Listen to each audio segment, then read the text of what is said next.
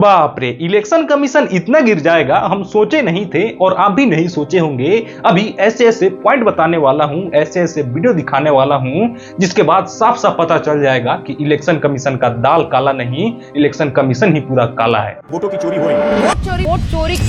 वोटों की चोरी की गई है। नमस्कार, मेरा नाम मिथिलेश है और अगर आप इस चैनल पे नए हैं तो चैनल को सब्सक्राइब कर लीजिए। राहुल गांधी के वोट चोरी के आरोप लगाने के बाद इलेक्शन कमीशन एक प्रेस कॉन्फ्रेंस करती है जिसमें राहुल गांधी के आरोपों का खंडन करती है।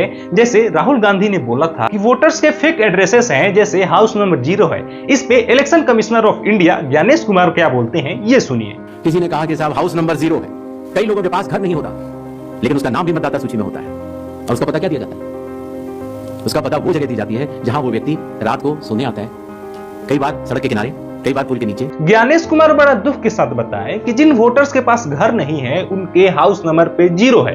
अच्छा, जरा ये बताइए, जिसके पिता के नाम पे DFGH, ABCD, EFGH ये सब है, क्या उनके पिता बहुत सारे हैं इसलिए DFGH सबके नाम के फर्स्ट लेटर लिखा गया है, या फिर उन वोटर्स के पिता ही नहीं है? ये कौन बताएगा, ये भी बताइए जरा। खैर, हम अपने दूसरे पॉइंट पे आते हैं।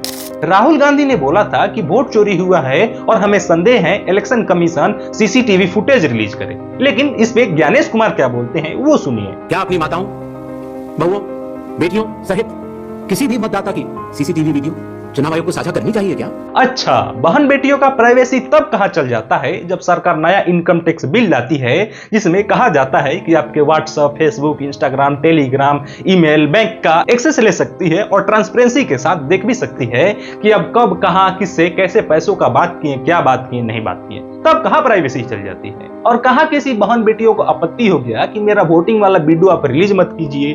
कोई बहन बेटियां वहां पे गलत काम, प्राइवेसी काम वाला थोड़ी करने जाती है कि उनको दिक्कत होगा, वोटिंग नहीं करने जाती है जी। और क्या आप इसलिए CCTV फुटेज रिलीज नहीं कर रहे हैं क्योंकि जो आदमी 4-4 बार वोट दे रहा है वो सामने नहीं आ जाए? जो एक व्यक्ति 4-4 बार वोट देने जा रहा है उसका रियलिटी सामने नहीं आ जाए?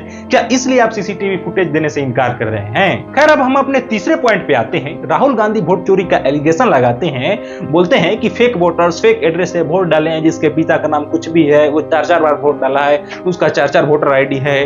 इसके बाद बीजेपी के सांसद अनुराग ठाकुर भी इस पे बताते हैं कि फेक वोटर्स डाले गए हैं। राहुल गांधी जिस क्षेत्र से जीते हैं, राहुल गांधी की कांग्रेस पार्टी जिस क्षेत्र से जीती है, उस पे बहुत सारे फेक वोटर्स से फेक वोट डलवाए गए हैं। और अनुराग ठाकुर भी सेम राहुल गांधी जैसे एलिगेशन लगाते हैं वोट चोरी का और फेक वोटर्स का। यहां तक तो ठीक था, लेकिन जब इस पे ज्ञानेश कुमार रिप्लाई देते हैं, जवाब देते हैं, तब मुझे लगता है कि इलेक्शन कमीशन के दाल में कुछ काला नहीं, पूरा दाल ही काला है। आप ये पहले सुनिए। हलफनामा देना होगा या देश से माफी मांगनी होगी, तीसरा विकल्प नहीं है। राहुल गांधी हलफनामा दे, राहुल गांधी माफी मांगे, क्यों सर? अनुराग ठाकुर नहीं मान सकते? वो भी तो यही एलिगेशन लगाए, यही आरोप लगाए कि ऐसे फेक वोटर से फेक वोट डलवाया गया है, ये भी बात वही बोले। तो सिर्फ राहुल गांधी ही क्यों हलफनामा दे, राहुल गांधी ही क्यों माफी मांगे? और अलफनामा की अगर बात करें तो अखिलेश यादव तो अलफनामा दिए थे इलेक्शन कमीशन को, लेकिन कुछ हुआ नहीं। लेकिन मुद्दा मेरा ये नहीं है, मुद्दा ये है कि इलेक्शन कमीशन सिर्फ राहुल गांधी को जवाब देती है सेम एलिगेशन के लिए, लेकिन वहीं सेम एलिगेशन जो अनुराग ठाकुर लगाते हैं उस पे अनुराग ठाकुर के बारे में थोड़ा सा भी जिक्र नहीं करती है, नहीं बोलती है कि अनुराग ठाकुर भी ये बोले थे, अनुराग ठाकुर को भी माफी मांगना चाहिए। अब इसे आप समझ जाइए, इलेक्शन कमीशन और बीजेपी के सांसद जो है अनुराग ठाकुर, मतलब इलेक्शन कमीशन और बीजेपी के बीच, मतलब आप समझ जाइए कि हम कहना क्या चाहते हैं और आप एक्चुअली में हो क्या रहा है, आप समझ सकते हैं। खैर, एक और महत्वपूर्ण बात, आप चैनल को सब्सक्राइब कर लीजिए ऐसे ही वीडियो देखने के लिए। मिलते हैं अगले वीडियो में, तब तक के लिए जय हिंद, जय भारत।